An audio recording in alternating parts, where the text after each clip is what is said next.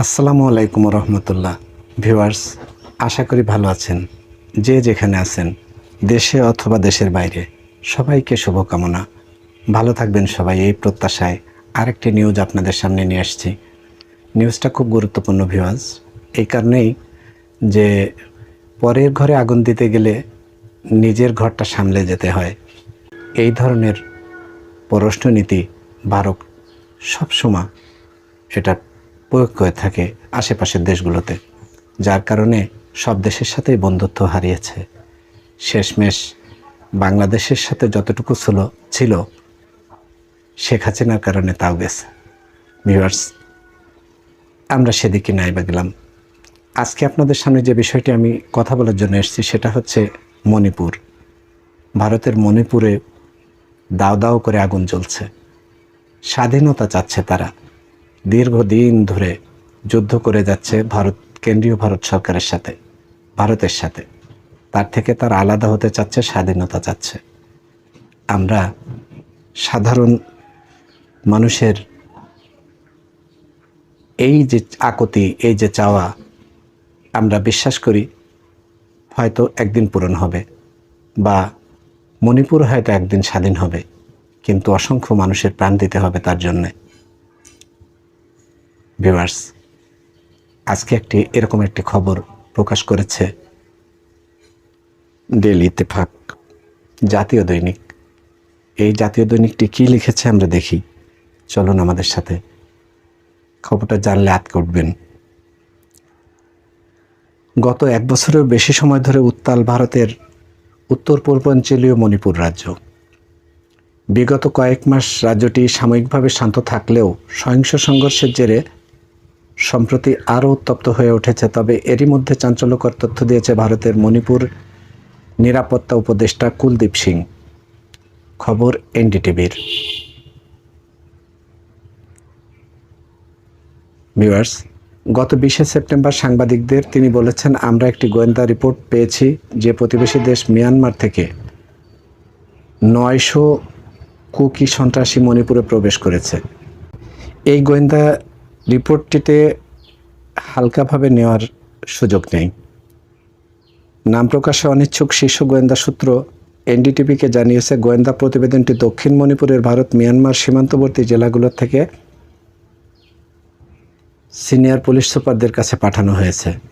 বৃহস্পতিবার পাঠানো ওই গোয়েন্দা রিপোর্টটিতে উল্লেখ করা হয়েছে, মিয়ানমার থেকে মণিপুরে প্রবেশ করা এসব কুকি সন্ত্রাসী সদ্য প্রশিক্ষিত ড্রোনভিত্তিক প্রজেক্টেল মিসাইল এবং জঙ্গলে যুদ্ধে পারদর্শী।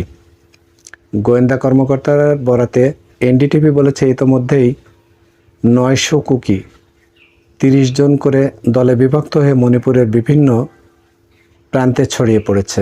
সেপ্টেম্বরের শেষ সপ্তাহে তারা মেইতেদের বিভিন্ন গ্রামে হামলা চালাতে পারে। গতকাল সংবাদ সম্মেলনে কুলদীপ সিং বলেন, আমাদের বিশ্বাস এই গোয়েন্দা প্রতিবেদন 100% সত্যি। ভিউয়ার্স, এই নিউজটা প্রকাশ করেছে এনডিটিভি, ভারতেরই গণমাধ্যম, আর তার বরাত দিয়ে ইত্তেফাক প্রকাশ করেছে এই নিউজটি। ভারতে চলছে সশস্ত্র বিদ্রোহ। কে সমর্থন দিচ্ছে আমরা জানি না, সত্য মিথ্যা পরে। তবে মণিপুরবাসী চায় তাদের স্বাধীনতা। স্বাধীনতাকামী এই মণিপুরবাসীদের হয়তো একদিন জয় হবে, হয়তো হবে না, হয়তো তাদের আত্মাহুতি কি হবে আমরা জানি না সেটা, তবে তারা স্বাধীনতা চায়। ভিউয়ার্স, আজকে ভারতের এই পররাষ্ট্রনীতি ভারতকে এই ধরনের বিদ্রোহের মুখোমুখি দাঁড় করিয়েছে। আমরা ভারতের পররাষ্ট্রনীতির পরিবর্তন চাই। পররাষ্ট্রনীতিতে বন্ধুসুলভ আচরণ ভারতের কাছে আমরা আশা করি। আমরা যেহেতু ভারতের সবচেয়ে কাছের প্রতিবেশী, প্রায় 4500 কিলোমিটার বর্ডার রয়েছে আমাদের ভারতের সাথে। তো সেখানে আমরা বাংলাদেশের মানুষ, আমরা চাই ভারতের সাথে বন্ধুত্বপূর্ণ আচরণ রেখে, সহ অবস্থান বজায় রেখে এখানে বসবাস করতে।